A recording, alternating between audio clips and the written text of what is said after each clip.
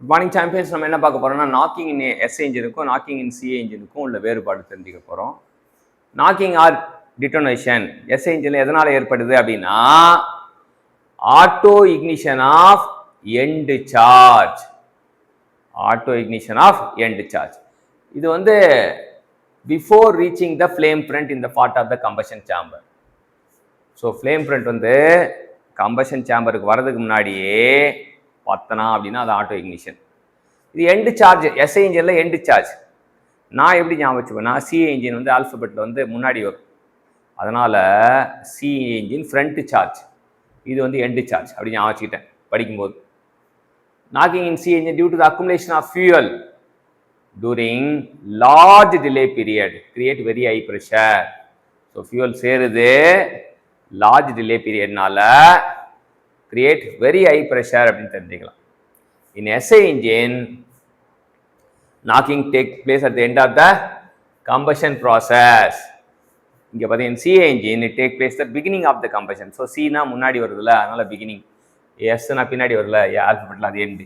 ஞாபகம் வச்சுக்கலாம். Pressure rise is very high during knocking due to the homogeneous mixture. Homogeneous mixtureனால pressure வந்து எக்கச்சக்கமா அபரிமிதமா ஏறுது. இங்கே knocking is due to auto ignition of more fuel accumulated due to the long delay period. Pressure rise வந்து is not so high அப்படின்னு தெரிஞ்சுக்கலாம். இது முக்கியமான வேறுபாடுகள் knocking in SI இன்ஜினுக்கும் சி இன்ஜினுக்கும் முக்கியமான வேறுபாடுகள். ஃபேக்டர். அப்போ நம்ம நாக்கிங் வந்து கெட்டது, நம்ம புரிதல் என்னன்னா நாக்கிங் வந்து கெட்டது. நாக்கிங் கெட்டதுன்றனால நாக்கிங் வந்து ரெடியூஸ் பண்ண தான் ஆசைப்படணும் இன்ஜினியராக. ஸோ என்டிடி ஞாபகம் வச்சுப்பேன் நான். ஸ்பீட் அதிகப்படுத்தணும், டிலேவை அதிகப்படுத்தணும், செல்ஃப் இக்னிஷன் டெம்பரேச்சர் அதிகப்படுத்தணும். ஸோ என்டிடி இது மூணு மட்டும் அதிகமாக இருக்கும். ஸ்பீட் அதிகப்படுத்தணும், டிலேவை அதிகப்படுத்தணும், செல்ஃப் இக்னிஷன் டெம்பரேச்சரை அதிகப்படுத்தணும். மற்ற எல்லாமே கம்பஷன் வால் டெம்பரேச்சர் கம்மி பண்ணணும், லோடாக அந்த இன்ஜினை கம்மி பண்ணணும், இன்லெட் ப்ரெஷரை கம்மி பண்ணணும், இன்லெட் டெம்பரேச்சர் கம்மி பண்ணணும், கம்ப்ரஷன் ரேஷியோ கம்மி பண்ணணும்.